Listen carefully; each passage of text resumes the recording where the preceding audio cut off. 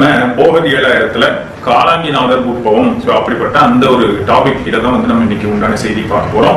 நம்ம இந்த போகநாதனுடைய இந்த போகர் 7000 சீரிஸ் நம்ம பிளேலிஸ்ட்லயே இருக்கு. ஸோ அந்த சீரிஸ் முழுக்க பார்த்தவங்களுக்கு எல்லாத்துக்குமே தெரியும், போகநாதர் எல்லா இடத்துலயுமே காலாங்கிநாதர் ஒரு ஆக்சிஸ் கர்வ் மாதிரி யூஸ் பண்ணிருப்பாரு. அவர் ஏதாவது ஒரு இடத்துக்கு புதுசா போறாரு, இல்லை யாரோ ஒரு பெரிய ஒருத்தர் பாக்குறாரு அப்படின்னு சொன்னா அங்க முன்னாடியே நீ யாரு அப்படி இப்படின்னு சொல்லி அந்த இடத்துல ஒரு பயமுறுத்துற மாதிரியோ இல்லை இவர் ஒரு சிச்சுவேஷன்ல சிக்க போறாரு அப்படின்னு சொல்லி இம்மிடியா காலாங்கிநாதருடைய பேர் சொல்லிடுவாரு. போகநாதருக்கு ராஜ மரியாதை கிடைக்கும். இதுக்கு ஏன் காரணம் அப்படிங்கறது வந்து இன்னைக்கு உண்டான இந்த வீடியோல பார்க்கலாம். காலாங்கிநாதர் எவ்வளவு பெரிய ஆள் அப்படிங்கறதையும் வந்து இன்னைக்கு உண்டான வீடியோல பார்க்கலாம். ஸோ இது எல்லாமே போகநாதர் எழுதின 7000த்துல 6வது காண்டத்துல இந்த செய்திகள் எல்லாமே வருது. ரைட். ஸோ இன்னைக்கு நம்ம வீடியோக்குள்ள போறதுக்கு முன்னாடி நம்ம சேனலை யாரும் சப்ஸ்கிரைப் பண்ணல அப்படின்னு சொன்னா கண்டிப்பா சப்ஸ்கிரைப் பண்ணிக்கங்க. நோட்டிபிகேஷன் அந்த பெல் ஐகானை கிளிக் பண்ணிக்கங்க, அப்போ உங்களுக்கு வீடியோ நோட்டிபிகேஷன்ஸ் வரும். ரைட். அப்புறம் நம்மளோட இன்னொரு சேனலான என்டி டாக்ஸ், ஸோ அதையும் கண்டிப்பா போய் பாருங்க, லிங்க் கீழே டிஸ்கிரிப்ஷன் இருக்கு. ரைட். அப்புறம் வேற ஏதாவது டாபிக்ஸ் போடணும் அப்படின்னு சொன்னா கண்டிப்பா கீழே கமெண்ட்ல வந்து சஜஷன்ஸ் கொடுங்க, அந்த டாபிக் கண்டிப்பா நம்ம டிஸ்கஸ் பண்ணுவோம். ஸோ இதை தொடர்ந்து நம்மளுடைய வீடியோக்குள்ள இன்னைக்கு போலாம். ஸோ காலாங்கிநாதர் உற்பவம் அவர் எப்படி ஆரம்பிக்கிறார் அப்படின்னு சொன்னா, காலாங்கிநாதர் அப்படிங்கிறது வந்து என்னுடைய ஐயன் அவரு. சோ நான் அவரை பத்தி நான் உங்களுக்கு சொல்ல போறேன். இந்த உலகத்துல வந்து பல காலம் வந்து வாழ்ந்திருந்த சித்தர், இந்த உலகத்துல வந்து நடந்த பல அதிசயங்கள் வந்து அவர் வந்து பார்த்திருந்திருக்காரு. இந்த உலகம் எல்லாத்தையும் வந்து சுத்தி வந்திருக்காரு. எல்லா விதமான காடுகள் ஏறி, மலைகள் ஏறி, ஆறுகள் ஏறி, ஸோ இந்த மாதிரி எல்லாத்தையுமே சுத்தி வந்து சீனபதி அப்படின்னு சொல்லக்கூடிய அந்த இடத்துல அவர் வந்து சமாதியும் கொண்டாரு. சமாதி கொள்றதுக்கு இருக்காரு அப்படின்னு வந்து சொல்றாரு. நம்ம சீனபதி அப்படின்னு சொன்னா ஏற்கனவே அதனுடைய ஆக்சுவல் மீனிங் என்ன, ஆக்சுவலா சீனபதி அப்படிங்கிறது சீனா கிடையாது, அதனுடைய ஆக்சுவல் மீனிங் என்ன அப்படிங்கறது நம்ம ஏற்கனவே பார்த்துக்கோம், நம்மளுடைய சாஸ்திரார காலம் தான். சரி, அப்போ அந்த சீனபதி அப்படின்னு சொல்லக்கூடிய இடத்துல வந்து சமாதி நிலை கொண்ட சித்தும் அவரு அப்படின்னு சொல்றாரு.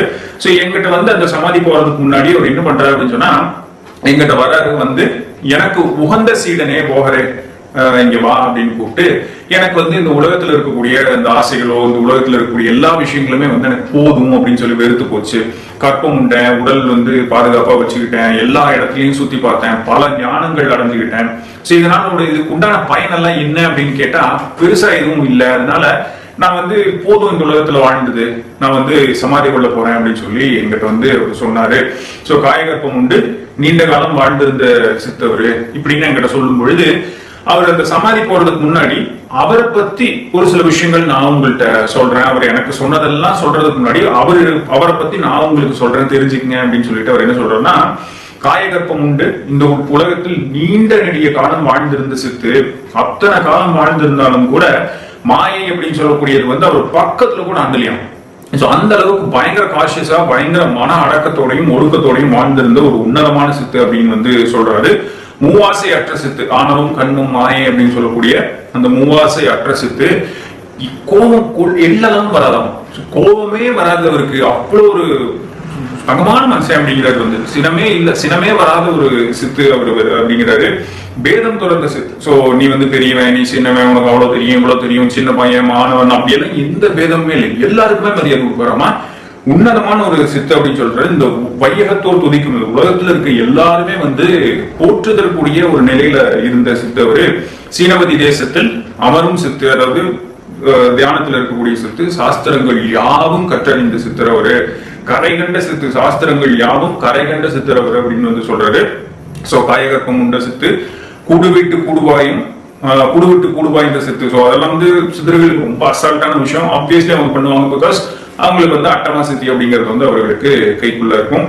நான் மறையும் தெள்ள தெளிவாக உணர்ந்திருந்த சித்து அப்படிங்கிறாரு. எல்லா ஆதாரங்களையும் தெளிவாக கண்டிருந்த சித்து, சுத்தன் எனும் சொல்லக்கூடிய கைலங்கிரி நாதரை தரிசிக்கும் சித்து அப்படிங்கிறாரு. ஒண்ணும் இல்ல, நம்ம அந்த சகசிராரத்தனம் மனோன்மணி தாயில பூசிச்சு அந்த ஒளிமுருந்தி அந்த இடத்திற்கு போகக்கூடிய அந்த ஒரு இடம் இருக்குன்னு சொல்றோம் இல்லையா. சோ அந்த இடத்த பார்த்திருந்த சித்து அப்படிங்கிறாரு. சோ சமாதிக்கும் செல்லும் சித்து எனது காலாங்கிநாதர். சோ ராஜாங்க சித்து, இந்த ராஜாங்க சித்துங்கிறது ஏன் சொல்றாரு அப்படின்னு சொன்னா, தரணிதனில் யாவரும் அவருக்கு வந்து பணிவாங்க. அவர் வந்து இந்த சிதறுகளிலே ஒரு ராஜா மாதிரி, அவ்வளவு ஒரு பொட்டன்ஷியலான ஒரு பயங்கரமான ஒரு பொட்டன்ஷியலான ஒருத்தரா.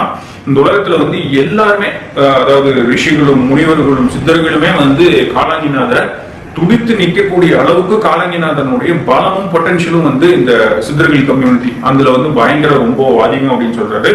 இத்தனை பலமும் வளமும் அறிவும் பொருந்தி இருந்தாலும் கூட ஒரு சாமானியனை போல இருக்கக்கூடிய ஒரு சித்தர் அவருன்னு சொல்ற. ரொம்ப எளிமையான ஆள் தான். சொன்ன மாதிரி வேதமே பார்க்க மாட்டார். எல்லாருக்கும் அவர் வந்து சமம். எல்லாருக்கும் மரியாதை கொடுப்பாரு. எல்லாருமே பயங்கரமான ஒரு சமமா அவரை நடிச்சு இது பண்ணி எது கேட்டாலும் வந்து ஓப்பனா சொல்லி கொடுப்பாராம். சோ அந்த அளவுக்கு ஒரு நல்ல ஒரு விஷயங்கள் தெரிஞ்ச ஒரு சித்தரா வந்து இருப்பாரு. சோ மக்கள் வந்து பிழைக்க வந்து நிறைய செய்திகளை சொல்லிவிட்டு போன சித்து. சோ உனக்கு வந்து நான் இதெல்லாம் சொல்லியிருக்கேன், இது வந்து மக்களுக்கு பிழைக்க நீயும் சொல்லு அப்படின்னு எங்கிட்டையும் சொன்னவர் அந்த மாதிரி அப்படின்னு வந்து சொல்றாரு. சோ இப்போ இதெல்லாம் சொல்லி முடிச்சுட்டு இப்போ காலாங்கிநாதன் எங்கிட்ட என்னென்னலாம் சொன்னாரு அப்படிங்கறது நீங்க தெரிஞ்சுக்கணும், இது வந்து உங்களுக்கும் ஒரு நல்லது அப்படிங்கிறதுக்காக உங்களுக்கு நான் சொல்றேன் கேட்டுக்குங்க அப்படின்னு வந்து சொல்லும்போது அவர் என்ன சொல்றாரு, போகநாதா புத்திமானே, சோ எனக்கு உகந்த சீடா நீ வா, நான் சொல்றேன், உனக்கு ஒரு சில விஷயங்கள் எல்லாம் சொல்றேன், அதை வந்து கேட்டு தெரிஞ்சுக்கோ அப்படின்னு வந்து சொல்றாரு. என்ன சொல்றாரு அப்படின்னு சொன்னா, நான் வந்து சமாதிக்கு போனதுக்கு அப்புறம் நீ மட்டும் இருப்ப, இந்த உலக வாழ்க்கையில இருக்கும் பொழுது நெறிமுறை பிசகாம சரியான உன்னுடைய வாழ்க்கை, நான் இருக்கும் பொழுது என் கூட நீ எப்படி இருந்தியோ அது போலவே நீ வந்து எள்ளளவும் பிசகாமல் நீ வந்து நடக்கணும். இந்த உலகத்துல வந்து பொய் சூது கபடம் அதெல்லாம் வந்து நிறைய இருக்கு, அதுல வந்து நீயும் ஆட்கொள்றாத, உன்னை வந்து யாராவது அந்த மாதிரி ஆட்கொள்ள வந்தாலும் அதுக்கு வந்து நீ இடமும் கொடுத்துறாத, நீயும் அதுக்கு ஏத்த மாதிரி ஆயிராத அப்படின்னு வந்து சொல்றாராம். இப்படி இருந்தாலும் ஓகே, அவன் ஏமாத்துறான், அவன் பொய் பேசுறான் அப்படின்னு இருந்தாலும் கூட அவர்கள் மேல தொடர்ந்து நீ வந்து அன்பு செலுத்திட்டே வா. சோ அப்படிங்கறது வந்து ரொம்ப இதா சொல்றது. சதா காலம் என்னைக்குமே குருவான அந்த ஈசனையே எண்ணி முக்தி அடையதே உன்னுடைய ஞானத்தை கொண்டு தியானத்திலேயே என்னைக்கும் நீ வந்து இருக்க வேணும், நீ வந்து அந்த நற்கதி அடையணும் அப்படின்னு சொல்லக்கூடிய அந்த எண்ணம் வந்து என்னைக்குமே இருந்துகிட்டே இருக்கணும் அப்படின்னு சொல்றாரு. சோ குரு சொன்னபடியே நான் நடப்பேன் அப்படின்னு சொல்லி அவருக்கு வந்து வாக்கும் கொடுத்து அவருடைய காலில் விழுந்து அவர் பாதத்தை சிறமேல் வைத்து வணங்கி நான் நிற்கும் பொழுது மறுபடியும் இன்னும் நிறைய விஷயங்கள் எல்லாமே சொல்றாரு. இந்த உலகம் வந்து நான் சமாதி கொள்ள போறேன், நான் சமாதி கொள்ளக்கூடிய காலம் வந்து கலியுகம் வந்து தொடங்கக்கூடிய காலம். முந்தைய திரேதாயுகம் முடிஞ்சு கலியுகம் அப்படிங்கிறது வந்து திரேதாயுகம் துவாபரயுகம் தானே. சோ கலியுகம் தொடங்கக்கூடிய ஏதோ ஒன்று முன்னாடி நம்ம நடந்து போகுது. சோ கலியுகம் தொடங்கக்கூடிய காலம், நான் அந்த நேரத்துலதான் சமாதி கொள்ள போறேன். நீ வந்து இந்த உலகத்துல இருக்கக்கூடிய மக்கள் கூட ரொம்ப பாதுகாப்பா பத்திரமா இரு, அதிகமான நட்பு பாராட்டாத இந்த உலகத்துல இருக்கக்கூடிய மக்கள் கூட தேவையில்லாம ஃப்ரெண்ட்ஷிப் வச்சுக்காது அப்படின்னு சொல்றாரு. இந்த உலகத்துல அதர்மிகள், அதாவது அதர்மம் செய்யக்கூடியவர்கள் வந்து பல பேர் இருக்காங்க. அவர்கள் வந்து நல்லவர்கள் போல் நடிப்பாங்க, உங்கள்கிட்ட வந்து நயமா பேசுவாங்க, உங்கள்கிட்ட இந்த மாதிரி வித்தை இருக்கு, நீ ஒரு சித்தர் அப்படின்னு தெரிஞ்சுக்கிட்டே அப்படின்னு சொன்னா உங்கள்கிட்ட இருக்கக்கூடிய பொருட்களையும் உன்னுடைய வித்தைகளையும் குடிகைகளையும் உங்கள்கிட்ட இருந்து வாங்குவதற்காக அவங்களுக்கு வந்து எதுவும் எல்லாம் தெரிஞ்ச மாதிரியோ இல்லை ரொம்ப பணிவா பேசுற மாதிரியோ நட்பா பேசுற மாதிரி இந்த மாதிரி எல்லாம் பேசி உன்னை வந்து ஏமாத்துவாங்க.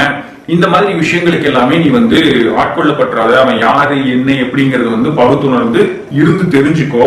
இப்படி எல்லாம் இருந்தாலும் கூட நீ வந்து எல்லா மக்களையுமே வந்து சமமா பாரு, நீ அவங்க எல்லாத்தையும் ஒரு நண்பனா பாரு தவிர, ஆனா அவங்க வந்து உன்னை ஏமாத்த வராங்க, அவங்க ரொம்ப க்ளோஸா கூட இது பண்ணிக்க விட்டுக்காத, அவங்க மேல எல்லாம் பாசம் பிரிய வை, ஒரு நண்பன் போல இரு, ஆனா இந்த உலக மக்கள் கூட சேர்ந்து நீ வந்து இருந்துடாது, மனசு அவங்க மேல அன்பு செலுத்திட்டே இருக்கட்டும் அப்படின்னு சொல்றாரு.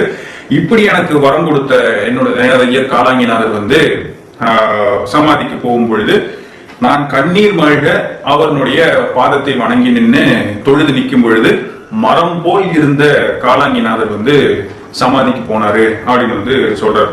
இது வந்து ஒரு உணர்ச்சி இல்லாம நான் சொல்லும் பொழுது எனக்கே ஒரு மாதிரிதான் இருக்கு. ஆனா அந்த பாட்டு படிக்கும் பொழுது பார்த்தோன்னு வச்சுக்கோங்க, நம்மளுக்கே ஒரு செகண்ட் இதா இருக்கும். போகநாதர் அவ்வளவு வருத்தமா எழுதியிருக்காரு. அதாவது மரம் போல் இருந்த காலாங்கிநாதர் வந்து என்னை விட்டு சமாதிக்கு போற, இதுக்கு மேல அவர் பார்க்க முடியாது இல்லையா, அதாவது பிசிக்கலா பார்க்க முடியாது, இன்னும் ஒண்ணும் இல்ல அவனால முடியும், இருந்தாலும் மரம் போல் இருந்த ஒரு காலாங்கிநாதர் வந்து சமாதிக்கு போறாரு அப்படின்னு சொல்றாரு. சோ அப்படி வருந்தி நிற்கும் பொழுது சமாதிக்கு போகாம திருப்பியும் வந்து சொல்றாரு, வருத்தப்படாத, எங்கேயும் போல, இங்கேதான் இருப்பேன், டோன்ட் வரி அப்படின்னு வந்து அவர் சொல்றாரு. சொல்லிட்டு மறுபடியும் நிறைய உபதேசங்கள் தரான். அதாவது இந்த உலகத்துல வந்து நிறைய சித்தர்கள் இருக்காங்க, நிறைய மகத்தான நாதாக்கள் நிறைய பேர் இருக்காங்க, மனோன்மணி தாயகனுடைய தான் பணிந்த நிறைய சித்தர்களும் பல பேர் இருக்காங்க. அந்த மாதிரி இருக்கிறவங்களை வந்து நீ வந்து நிறைய தேடி போய் பாரு. அப்படி பார்க்க பெறும் பொழுது அவர்கள் வந்து அவர்களை பார்த்தோன்னே நீ வந்து அவர்களுடைய பாதம் அடங்கி நில்லு, கைகூப்பி சிரம் தாழ்ந்து அவர்கள் முன்னாடி வணக்கம் பட்டு நில்லு, பணிவா நில்லு அப்படின்னு சொல்றாரு. இப்படி நிற்கும் பொழுதே ஒரு சிலர் வந்து உன்னுடைய அந்த ஒரு மரியாதை பார்த்தே உனக்கு வந்து நீ யாரு என்னங்கிறத கேட்டுட்டு உனக்கு வேணுங்கிறத வந்து அவர்கள் பண்ணி தருவாங்க, நிறைய பாடம் சொல்லி தருவாங்க.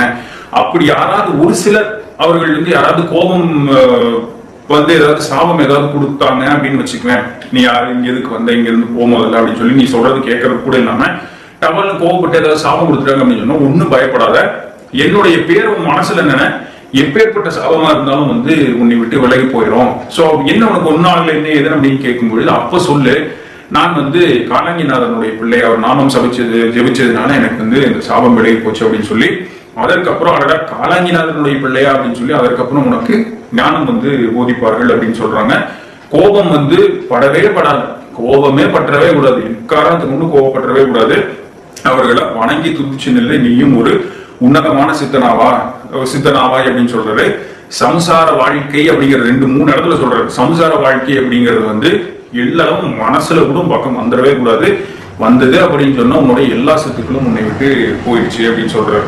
சரி, இப்படி எல்லாம் சொல்லிட்டு அவர் என்ன சொல்றாரு, திருப்பியும் இதெல்லாம் உபதேசம் பண்ணி முடிச்சு அவர் சமாதிக்கு போறதுக்கு முன்னாடி நிறைய போகநாதருக்கு இன்னும் நிறைய ஞானங்களும் வரங்களும் கொடுத்து அவர்கிட்ட குழி எல்லாம் கொடுத்துட்டு நீ வந்து பார்த்து பத்திரமா இரு அப்படின்னு சொல்லிட்டு அவரு சமாதிக்கு போயிடுறாரு. இந்த சமாதிக்கு போனதற்கு அப்புறமும் அவர் என்ன பண்றாருன்னா, அந்த ஒரு ஒளிவுடல் பெற்ற அந்த அசரீரியா வந்து அவருக்கு நிறைய விஷயங்கள் சொல்றாரு. என்ன அப்படிங்கும் பொழுது, நீ வந்து இந்த குளிக்கிட்டு எல்லா இடத்தையும் சுத்தி பார்க்கும் பொழுது ஒரு சில சித்தர்கள் வந்து அந்த குளிக்கிட்டு நீ சீனபதி தேசம் போகும்பொழுது அங்க நிறைய பேர் கூட்டமா நிறைய பேர் இருப்பாங்க, கூடான கோடி பேர்கள் வந்து அந்த இடத்துல இருப்பாங்க. அப்படி இருக்கக்கூடியவர்கள் நீ பார்க்கும்பொழுது அவங்க உடனே என்ன பண்ணிடுவாங்கன்னா, நீ யாரு மதம் முடிச்சு குளிகி இருக்கு அப்படின்னு சொன்னதுக்காக நீ வந்து குளிகை வாயில போட்டு மதம் முடிச்சு இங்க வந்து திமிர்ந்திருச்சு இங்க வந்துட்டியா, சோ நீ வந்து உனக்கு அந்த அளவுக்கு தகுதி இருக்குன்னு நீ நினைச்சிட்டியா, அப்படி இப்படின்னு பயங்கரமா டென்ஷன் ஆகி சாபம் கொடுக்க வரும் பொழுது நீ கோபமே பற்றாத, அமைதியா இரு. அமைதியா இருந்துட்டு நான் வந்து என் பேர் வந்து போகர், சோ நான் வந்து காலாங்கிநாதனுடைய பிள்ளை அப்படின்னு சொல்லி ஒரே ஒரு வார்த்தை மட்டும் அந்த இடத்துல சொல்லு. சோ ஏன் அவர் வந்து ஆக்சிஸ் கார்டை யூஸ் பண்றாருன்னு பாத்தீங்கன்னா, யார் எந்த இடத்துக்கு நீ வந்து போனாலும் சரி, யார் எப்படிப்பட்ட இடத்துல இருந்தாலும் சரி, அவங்க உங்ககிட்ட எப்படி ரியாக்ட் பண்ணாலும் சரி, ஒரே ஒரு வார்த்தை, நான் காலாங்கி பிள்ளை, எனது பெயர் போகர்னு மட்டும் சொல்லிட்டு எல்லா இடத்துலயும் இப்படியே தான் சொல்லுவார்.